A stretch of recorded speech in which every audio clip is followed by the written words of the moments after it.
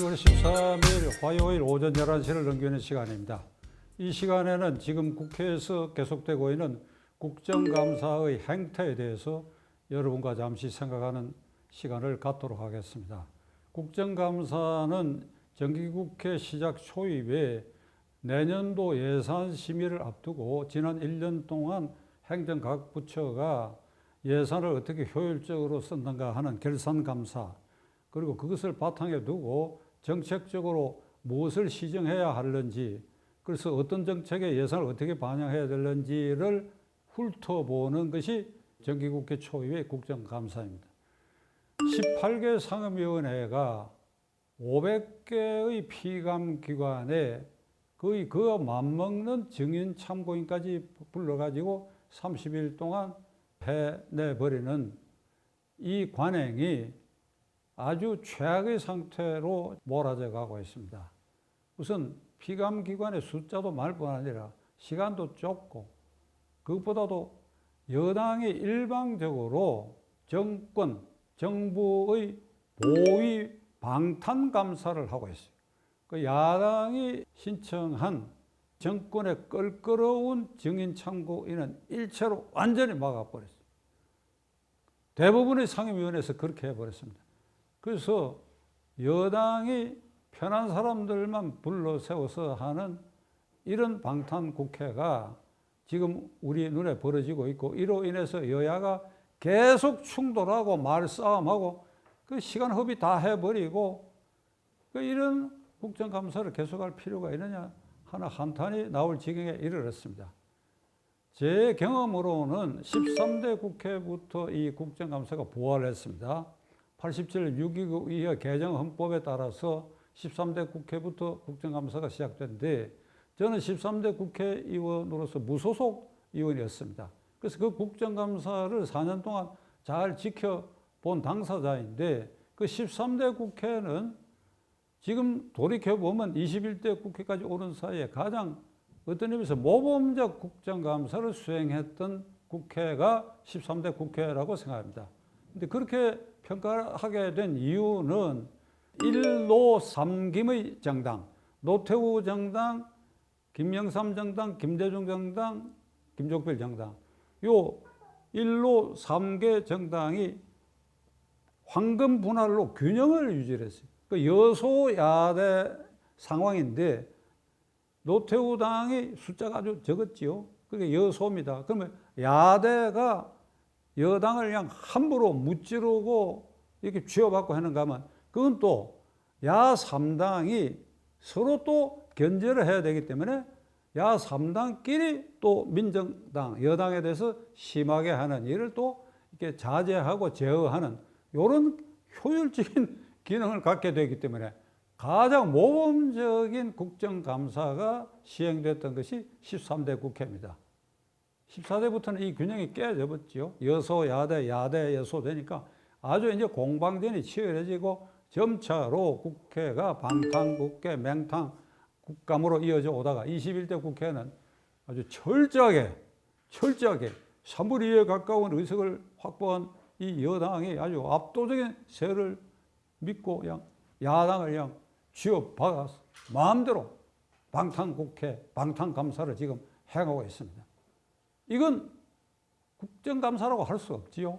이건 나아가 이걸 국회라고 할 수 없습니다.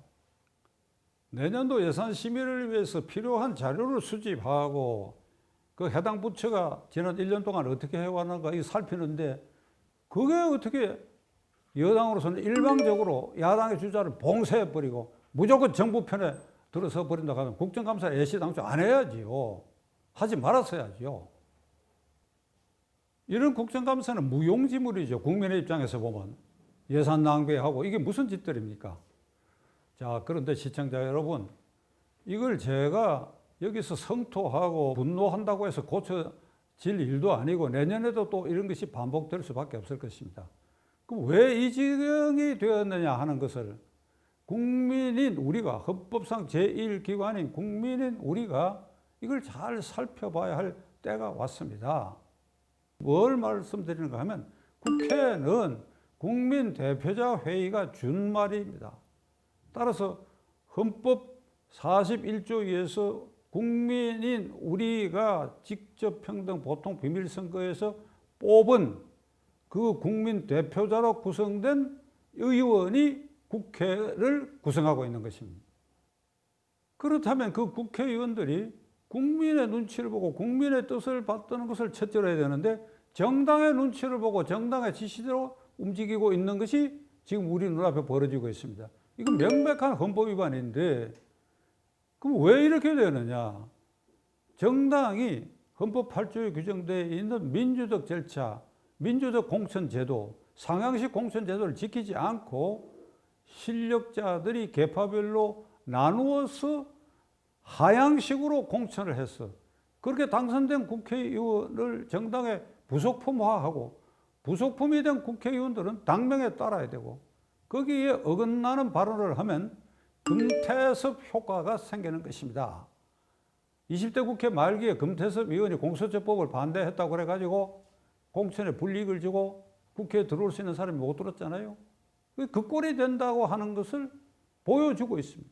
그렇기 때문에 공천 과정에서 당선된 후에도 철저하게 당명에 복종하는 당의 부속품이 되니까 자 국회에 나가서 야당이 신청하는 정인감정인 막아라 하면 막고 이렇게 하라 하면 하고 하는 이런 국회가 되어버렸기 때문에 근본에 돌아가 가지고 공천 제도부터 국민의 힘으로 고치지 않으면 맨날 한탄이나 하고 비난이나 하고 비판하는 데서 끝나고 말 것입니다. 문제는 이렇기 때문에 아주 어렵고 힘든 것입니다. 이 해결이 힘든 것입니다. 헌법상 제1기관인 국민, 시청자 여러분과 제가 구성원으로 되어 있는 이 국민이 헌법상 최고기관입니다. 대한민국의 권력은 모든 국민으로부터 나온다. 주권은 국민에게 있고 권력은 국민으로부터 나온다. 우리가 헌법 41조 규정되어 있는 규정에 따라서 국회의원을 뽑고 대통령을 뽑아서 정부를 만들고 그래야 그들에게 행정을 위임하고 있습니다. 국회도 마찬가지입니다. 우리가 뽑은 국회의원들이니까 우리말 듣게 해야 됩니다. 우리말을 듣지 않는다. 당선되고는 그냥 정당의 품에 안겨가고 정당 시킨 대로 한다. 이렇게 되면 근본으로 돌아가 우리 국민이 결단해야 됩니다. 국민이 결단해야 됩니다. 어떻게 결단해야 된다? 국민이 한순간에 한 자리에 모일 수 있으면 가장 좋은데 그런 방법이 없으니까 두 눈을 부릅뜨고 군데군데 이런 의사가 영합되도록 하고 또 이런 것을 주장하는 사람들의 집단을 주목하고 그래서 다음 선거에 우리가 국민 주권을 정확히 어떻게 행사할 수 있었는지 그것을 스스로 주인공이 되어가지고 지켜보고 행동하고 하지 않으면 연년세세로 국정감사뿐 아니라 국회가 맨 저 모양으로 전락하고 말 것입니다. 우리가 돈을 부럽다고 주권자로서 헌법상 제1기관이 국민으로서 어떤 자각을 갖는 계기를 이번에 삼아야 할 것을 간곡히 말씀드리고자 합니다.